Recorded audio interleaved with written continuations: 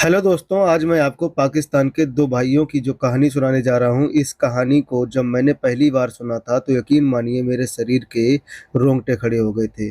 मैं सोचने पर मजबूर हो गया कि इंसान की दरिंदगी आखिर कितनी हद तक जा सकती है।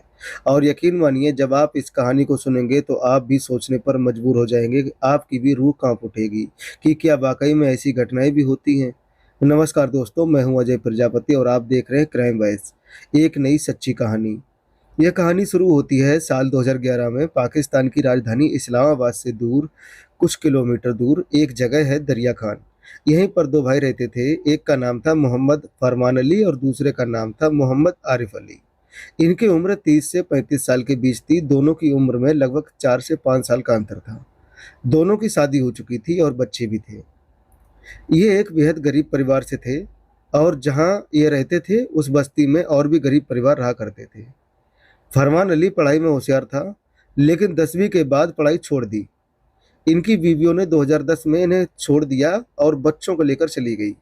वजह साफ थी, ये दोनों भाई अपनी बीवियों को मारते पीटते थे और कई बार रातों रात गायब हो जाते थे। लेकिन 2011 के अप्रैल में एक ऐसी घटना हुई जिसने पूरे पाकिस्तान को हिला दिया। एक कब्रिस्तान था जहां एक 101 साल की लड़की सारा परवीन, जिसे कैंसर के कारण मौत हुई थी, उसको दफनाया गया।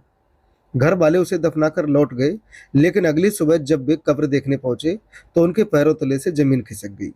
कब्र से छेड़छाड़ हुई थी और जब उन्होंने कब्र खोली तो लाश गायब थी। पुलिस को बुलाया गया। यह खबर पूरे पाकिस्तान में जंगल की आग की तरह फैल गई। जांच शुरू हुई। कब्रिस्तान के पास रहने वाले लोगों से पूछताछ की गई। तभी पुलिस को एक व्यक्ति ने जानकारी दी कि उसने फरमान और आरिफ को कई बार कब्रिस्तान के पास घूमते देखा था। पुलिस इंस्पेक्टर फकर पट्टी के नेतृत्व में उनकी तलाश में निकलती है और जब उनके घर की तलाशी ली जाती है तो शुरू में कुछ नहीं मिलता, लेकिन फिर पुलिस की नज़र पड़ती है एक बंद कमरे पर जिस पर ताला लगा हुआ था। कमरा फरमान अली का था। जैसे ही पुलिस ने कमरा खोला, वहां का मंजर देखकर सबके रोंगटे खड़े हो गए।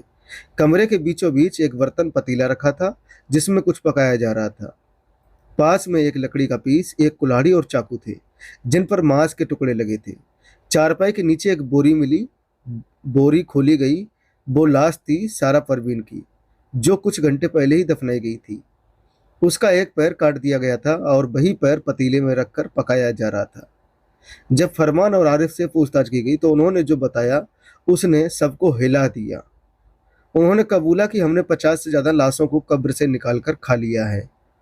हमें किसी जादू टोना करने वाले ने कहा था कि इंसानी मांस खाने से दुख दूर हो जाएंगे। हम किसी जिंदा को मारने की हिम्मत नहीं रखते थे, इसलिए कब्र से लाश निकालते थे।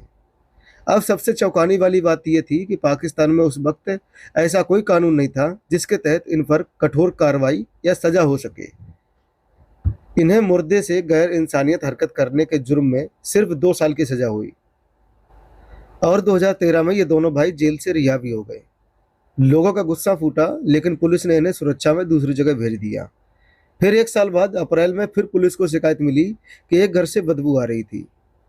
जब पुलिस वहां पहुंचती है तो एक कमरे में एक बच्चे का कटा हुआ सिर पड़ा मिलता है। फिर से वही आदमखोर कहानी लौट आई थी।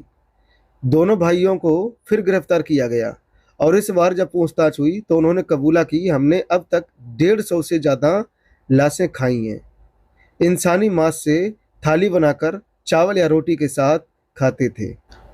कई लोगों को अब यकीन ही नहीं होता है कि कब्र में उनके प्रियजनों की लाश है भी या नहीं। अब की बार अदालत ने उन्हें 12 साल की सजा दी और अब अंदाजा लगाया जा रहा है कि 2027 या 2028 में ये दोनों भाई फिर से रिहा होंगे। क्या वे दोबारा वही आदमखोर दोहराएंगे या फिर समाज के लिए फिर से खतरा बनेंगे? दोस्तों, यह थी इंसानियत को शर्मसार कर देने वाली सच्ची घटना, जो शायद कई दिनों तक आपके जहन में बनी रहेगी। अगर आपको यह कहानी हिला देने वाली लगी हो तो इस वीडियो को लाइक करें, चैनल को सब्सक्राइब करें और इस कहानी को जितना हो सके शेयर करें ताकि ज़्यादा ज़्यादा लोग सतर्क रह सकें। मिलते हैं एक और रूह कपा देने वाली अनोखी वारदात, अनोखी कहानी के साथ। तब तक के लिए नमस्कार। जय हिंद, जय भारत।